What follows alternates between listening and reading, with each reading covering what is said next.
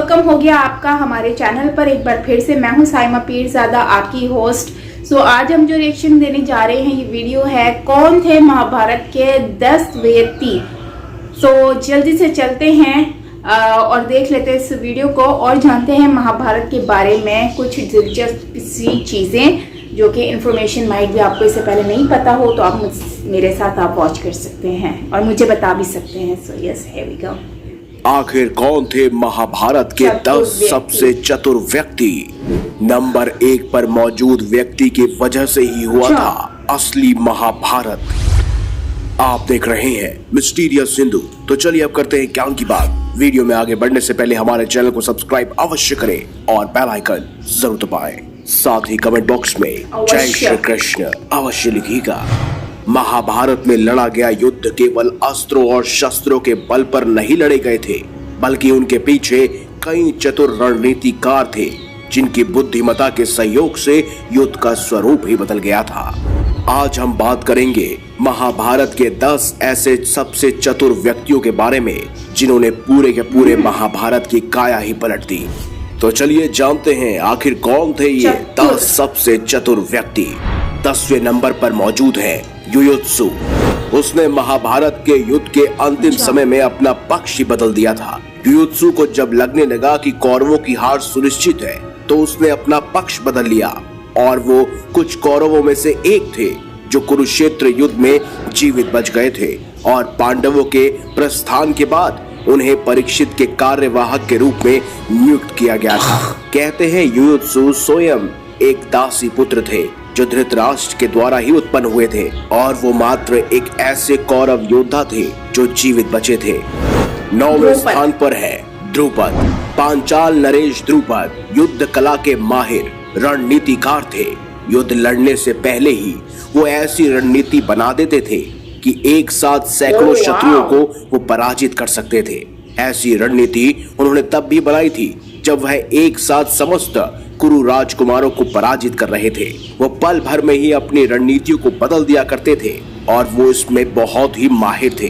कहते हैं द्रुपद को एक खास प्रकार की कला आती थी जिसमें वह अपने ही कई सारे प्रतिबिंब यानी अपने सारे स्वरूप बना लेते थे, जिसकी वजह से कोई भी शत्रु उन पर विजय नहीं पा सकता था। यूं तो वो पांडवों के ससुर थे, लेकिन उन्होंने कौरवों के विनाश के लिए मानचित्र पहले ही बना लिया था। कहते हैं उनके सबसे बड़े पुत्र धृष्टद्युम्न का स्वयं जन्म तो द्रोणाचार्य को मारने के लिए हुआ था। द्रौपदी का स्वयं अर्जुन से विवाह हुआ था और वहीं शिखंडी का जन्म स्वयं भीष्म को मारने के लिए हुआ था।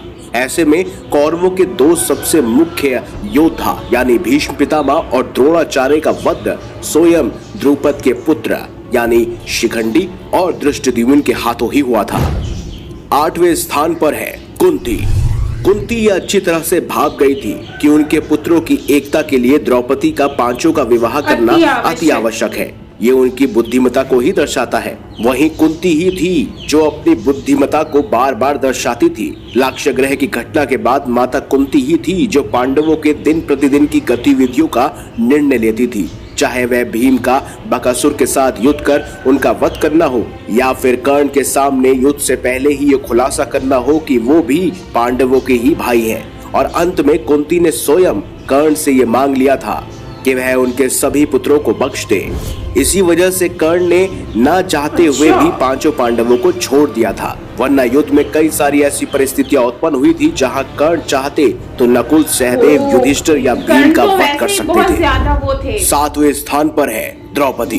द्रौपदी इतनी बुद्धिमान थी कि बड़ी से बड़ी विपदा आने पर भी कभी उन्होंने पांडवों की एकता को भंग नहीं होने दिया और बड़ी ही चतुराई से वो पांडवों के साम्राज्यपूर्ण वित्त संपत्ति का भी देख रेख करती थी, जो कि कोई आसान काम नहीं होता है, क्योंकि अर्जुन और अन्य पांडव उस समय लगातार कई राज्यों पर विजय पा रहे थे और उनकी संपत्ति दिन प्रतिदिन बढ़ती जा रही थी। पर द्रौपदी ने ये कार्य बड़ी ही सफलता के साथ कर लिया था।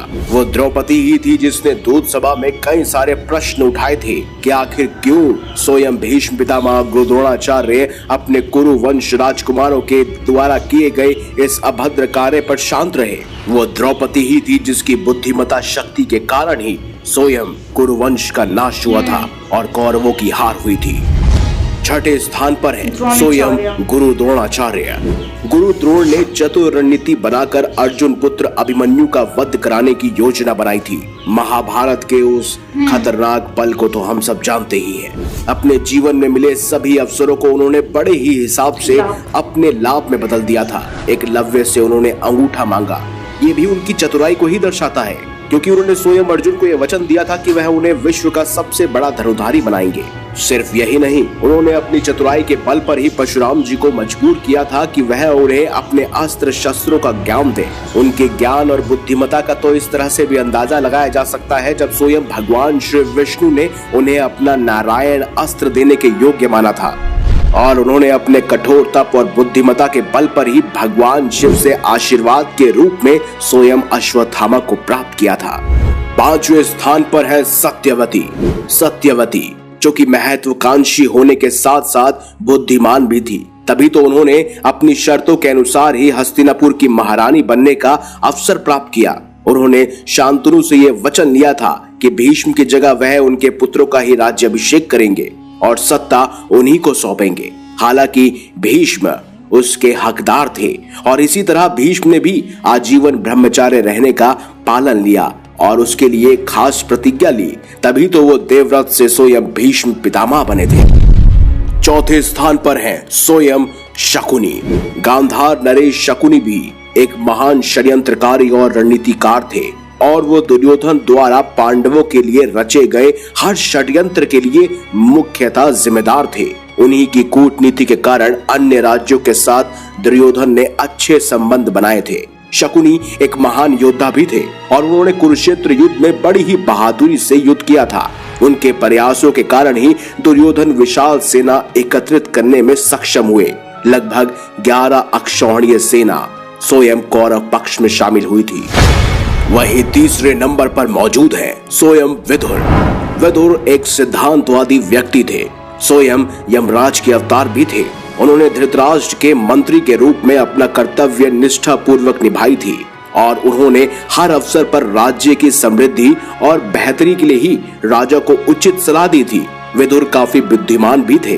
वे दुर्योधन की बुरी योजनाओं को पहले ही भांप गए थे, इसीलिए उन्होंने पांडवों को लाक्ष्य ग्रह के समय पहले ही ये चेता दिया था कि दुर्योधन उन सबका वध करवाने वाला है। उनके पास ज्ञान की कोई कमी नहीं थी और इसी का नतीजा था कि उनके द्वारा रचित विदुर नीति आज भी कई सारे लोगों में बहुत प्रिय है। उन्होंने स्वयं धृतराष्ट्र और यहाँ तक कि दुर्योधन को भी कई सारे बेहतर सुझाव दिए थे, लेकिन किसी ने भी उनकी बात नहीं मानी। वो जानते थे कि युद्ध का विनाश बहुत ही ज्यादा भयंकर होगा, जिसमें पूरे कुरुवंश का नाश हो जाएगा। इसीलिए उन्होंने स्वयं कौरवों का साथ नहीं दिया और वो निष्पक्ष रहे। ना ही उन्होंने पांडवों की ओर से युद्ध लड़ा और ना ही दुर्योधन की तरफ से। दूसरे नंबर पर मौजूद है स्वयं भीष्म। गंगा पुत्र भीष्म ने संपूर्ण वेदों का ज्ञान महर्षि वशिष्ठ से अर्जित किया था। बृहस्पति जी ने उन्हें राजनीति की शिक्षा दी थी और परशुराम जी ने उन्हें स्वयं युद्ध कला में निपुण बनाया था। भीष्म पितामह एक महान युद्ध विशेषज्ञ थे और काफी चतुराई से युद्ध की योजना बनाते थे। कहते हैं जब महाभारत का युद्ध हो रहा था तो भीष्म पितामह ने अपना प्रचंड रूप दिखाया था और उन्होंने पांडवों की 5 से अधिक अक्षौहिणी सेना का अकेले ही वध कर दिया था। वो हर दिन सैकड़ों की तादाद में कई सारे सैनिकों का वध करते थे। उनके युद्ध कौशल से तो स्वयं पांडव भी थर-थर कांपते थे, जिस वजह से स्वयं पांडवों ने ही भीष्म पितामह से उनकी मृत्यु का रहस्य पूछा था। भीष्म पितामह की बुद्धिमानी का कोई भी जवाब नहीं था, ना ही उनकी ताकत का। इसीलिए तो कहते हैं कि भीष्म पितामह सबसे बुजुर्ग और सबसे खतरनाक योद्धाओं में से एक थे। अब बात करते हैं पहले नंबर पर मौजूद उस बुद्धिमान योद्धा की, जिसकी वजह से ही महाभारत का युद्ध हुआ था। वो कोई और नहीं बल्कि स्वयं युधिष्ठिर थे। युधिष्ठिर एक धर्मात्मा थे। किसी भी परिस्थिति में वे धार्मिकता पर अडिग रहते थे और स्थिर मन से व्यक्ति के वश द्वारा पूछे गए जटिल प्रश्नों का उत्तर भी देते थे, वो भी बड़ी होशियारी के साथ। वहीं जब लाक्ष्य ग्रह के समय स्वयं विदुर जी ने उन्हें चेताया था कि किस तरह कौरव उनका वध करना चाहते हैं, तब उन्होंने ही बड़ी ही चतुराई के साथ योजना बनाई और लाक्षागृह से बाहर निकले थे। वो हमेशा धर्म के पथ पर चलकर अपने चारों भाई यानी कि पांडवों का बड़ी ही चतुराई और बुद्धिमता के साथ उनका मार्गदर्शन करते थे और उन पर हमेशा नियंत्रण रखते थे। उन्हीं की ये चतुराई थी कि कई बार उनके भाई उनके काम आते थे, लेकिन युधिष्ठिर से एक भूल हो गई। उन्होंने धर्म के पथ पर चलते चलते द्यूत सभा में स्वयं अपने आप को, सभी पांडवों को और द्रौपदी को दांव पर लगा दिया, जिस वजह से महाभारत शुरू हुआ था। तो यहाँ पे वीडियो यही एंड थे होता वो है 10 और सबसे आपने देखा चतुर कि व्यक्ति। इसमें सारे तकरीबन 10 योद्धाओं के बारे में बताया है। सिर्फ ये 10 योद्धाएं जो कि महाभारत से रिलेटेड हैं। और इसमें अगर हम बात करें, शकुनी जो है वो भी बहुत ज्यादा ताकतवर थे और जो है वो महाभारत में उनका एक बहुत अहम रोल भी रहा है। वहीं पर ही अगर हम बात करें जो कर्ण है, तो कर्ण जो है वो तो ताकतवर वॉरियर थे, सुपर वॉरियर, पावरफुल वॉरियर थे और वो चाहते तो क्या से क्या कर सकते थे। सूर्यपुत्र कर्ण जो है वो बहुत कुछ कर सकते थे। ये तो हम ये कह सकते हैं कि महाभारत में कर्ण का जो रोल है वो एक अहम रोल भी था। और कर्ण जो है माता कुंती जो है उनकी बात सुनकर जो है वो उन्होंने जो कौरव है उनको, पांडव जो है उनको माफ तो कर दिया। अगर वो ना माफ करते तो शायद उनका बहुत कुछ मतलब उनके साथ गलत हो सकता था। तो खैर सूर्यपुत्र कर्ण जो है वो बहुत ज्यादा पावरफुल थे और जो है वो काफी जो है वो उन्होंने अहम रोल भी अदा किया है इसमें। और अगर हम बात करें, मैं समझती हूँ कि अर्जुन के साथ हम कर्ण की कंपैरिजन करें तो अर्जुन से ज्यादा कर्ण जो है ना वो पावरफुल थे और अर्जुन को जो है वो कृष्ण जी का जो है वो बहुत ज्यादा सपोर्ट था। और उसके साथ साथ अगर हम बात कर लें जो माता कुंती हैं और काफी ज्यादा वो भी जो है उनका भी अहम रोल रहा महाभारत में। और जो है और भी बहुत सारे हैं नाम जिसमें महाराजा हैं और भीष्म पितामह बहुत ज्यादा उनका भी अहम रोल और काफी पावरफुल भी थे वो। तो मतलब ये सारे वॉरियर जो थे ये चाहते तो महाभारत को खत्म भी कर सकते थे बिना कुछ किए, लेकिन इन्होंने, क्योंकि महाभारत तो होनी थी, जाहिर सी बात है। कृष्णा जी जो हैं उन्होंने भी महाभारत जो है उसको रोकने की वो कोशिश करते तो महाभारत रुक सकती थी, लेकिन क्योंकि जो है ये अधर्म मतलब कि गलत को जो है वो गलत को सही करना, मतलब कि शायद मैं अल्फाज गलत यूज कर रही हूँ, लेकिन आई थिंक कि कृष्ण जी खुद चाहते थे कि ये वॉर हो और इससे जो है अधर्म जो है वो उसके साथ इंसाफ हो, मतलब कि गलत जो करता है उसको उसकी सजा मिले और अच्छाई हो और गलत जो है वो उसको मतलब कि गलत कहा जाए। और क्योंकि महाभारत से ही हर रोल में लोगों ने बहुत कुछ सीखा, अपनी लाइफ को इम्प्लीमेंट कर रहे हैं। और ये महाभारत एक आई थिंक ऐसी चीज है जो कि पूरी अभी जितने भी सनातनी हैं स्पेशली वो लोग इससे सीखते हैं। और अगर rather than सनातनी अगर हम देखें दूसरे लोग तो वो लोग भी इससे बहुत कुछ सीख सकते हैं लाइफ में। भगवत गीता को अगर पढ़ें, महाभारत को पढ़ें तो इंसान अपनी लाइफ के ऊपर बहुत कुछ इम्पैक्ट कर सकते हैं, क्योंकि जो कृष्णा जी हैं उन्होंने इसमें ऐसे ऐसे वर्ड्स यूज किए, ऐसे ऐसे चीजें बताई हैं कि बस क्या ही बोलें। बाकी आप क्या कहते हैं इसके ऊपर कमेंट सेक्शन में जरूर बताएं। लेकिन मैं आपसे एक पर्सनल एक्सपीरियंस शेयर करूंगी कि भगवत गीता और महाभारत से मैंने बहुत कुछ सीखा है। रिएक्शन से जाना, जो चीज़ें सही लगी वो मैंने अपने ऊपर इम्प्लीमेंट भी किया और ऑलमोस्ट सारी ही चीज़ें आपको सही रास्ते की तरफ लेकर जाती हैं। अपनी रियल लाइफ को बेहतर कैसे बनाया जाए वो हम इसमें सीखते हैं, ये एक बहुत ही अच्छी चीज़ है। तो आप क्या कहते हैं इसके ऊपर मुझे कमेंट सेक्शन में ज़रूर बताइएगा। बाकी मिलते हैं नेक्स्ट वीडियो के साथ। दोस्तों अपना बहुत ज़्यादा ख्याल रखना और प्लीज़ चैनल को ज़रूर सब्सक्राइब करना। से ठीक है, बाय।